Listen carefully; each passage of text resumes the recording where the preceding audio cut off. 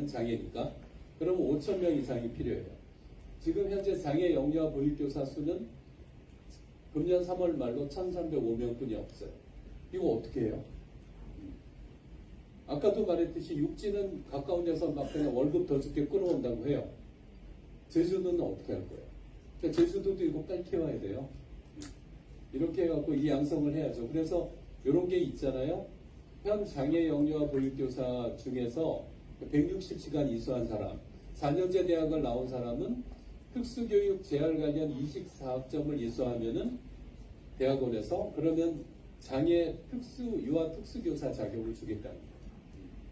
그래서 아마 제주도에서도 이쪽을 하려면은 제주도의 그 대학의 협조를 얻어갖고 이 과정을 많이 만들어야 될 거예요. 운영되고 있는 여러 가지 그 운영 기준 이런 거, 설립 기준 이런 것들을 그 약간 업그레이드 시켰어요.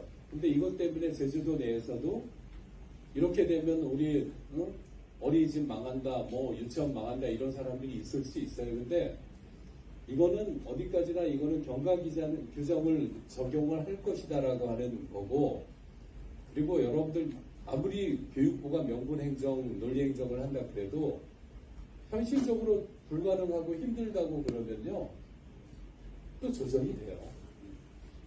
보건복지부는 감성행정을 하니까 그게 됐어요. 왜냐하면 2004년에 법 개정에서 2005년에 2층 이상의 단독적으로 어린이집을 설립할 수 없다 그랬어요. 5년 규정을 뒀어요. 20년이 지난 지금도 있어요. 그게 보건복지부예요. 공공형이었어요. 공공형, 그럼 공공형하고 중복되는 거 어떻게 하냐 그래서 그 이름을 바꾸더라도 공공형 하자 그랬어요. 그 다음에 여기는 일반형이 아니라 자율형이라고 그랬어요, 저는. 왜냐하면 자율적으로 프로그램도 도입하고 영유아를 자율적으로 모집하니까 자율형 이렇게 했는데 이게 지정형 일반형으로 내려왔더라고요. 깜짝 놀랐는데 뭐 아까도 얘기했듯이 저희는 자문만 하지 결정권이 없으니까요. 그죠? 이렇게 된 거고요. 그 다음에 부채, 이거는 유치원은 관계없는 얘기인데, 어린이집의 부채 50%까지 인정하죠.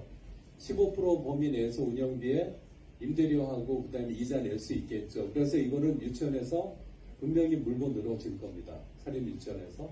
그래서 제가 어린이집이나 부채가 없는 어린이집이나 아니면은 원래 부채가 없는 유치원에 대해서는 운영비의 일정 비율, 즉 15% 범위 내에서 수익으로 갖고 가게 해주자 하는 거를 사립유치원 총회장한테 얘기를 했더니 너무 좋아하더라고요.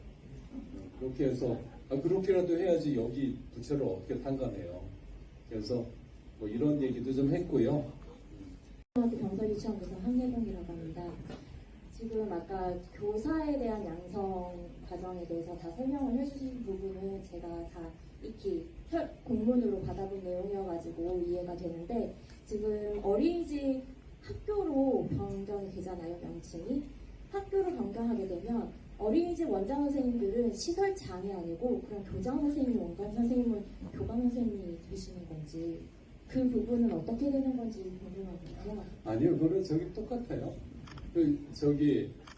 어린이집의 원장은 원장이죠. 그러니까 교사, 원감, 원장 이 제도로 원래는 어린이집은 원감 제도가 없었어요. 근데 그거를 원감 제도도 이제 신설이 되죠. 법적으로.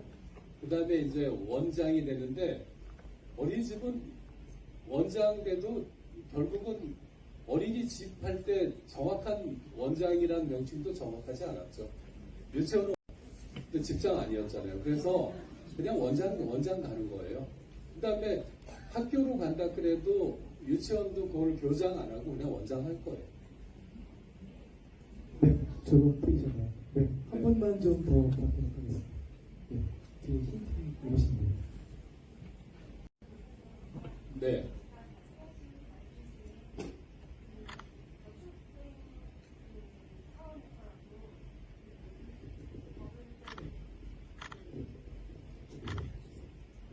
네, 저 저출생부터 다시 말씀드리겠습니다.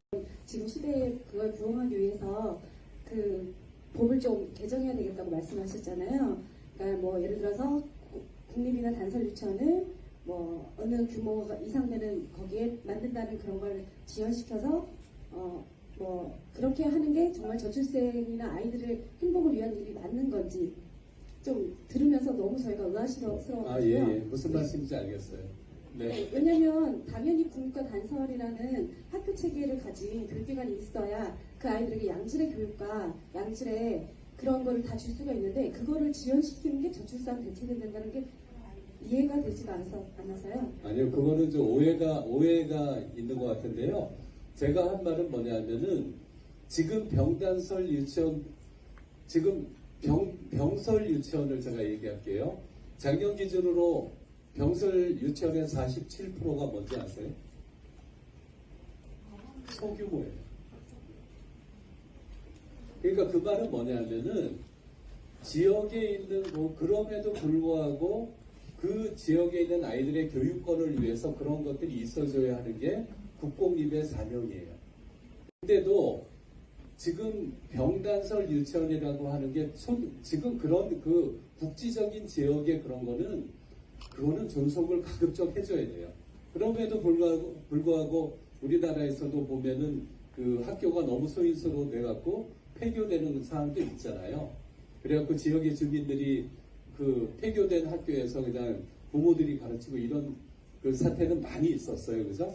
그래서 그런 거를 얘기하는 게 아니고 지금 병단설 유치원의 설립 조건은 유아교육법에 의해서 그 초등학교가 지어지면 맨 처음에는 그 학교 정원의 4분의 1, 지금은 8분의 1로 약화됐어요.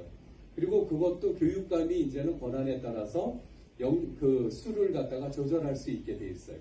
근데 그렇게 돼 있는데 병설 유치원의 47%가 소규모라고 하는 거는 결국은 우리가 충분히 다른 기관을 통합해서 이렇게 할 수 있는데 그거 병단설 유치원이 아니면은 그 지역은 안 된다라고 하면은 그건 필요해요.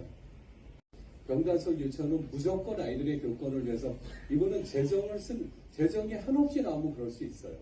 근데 지금 현재 봤을 때 유고 통합에서 제일 큰 문제가 재정인데 그럼에도 불구하고 그런 것들을 모두 감수하고서라도 그거는 인정하고 나머지는 어떻게 돼도 좋다 이렇게 갈 수는 없거든요.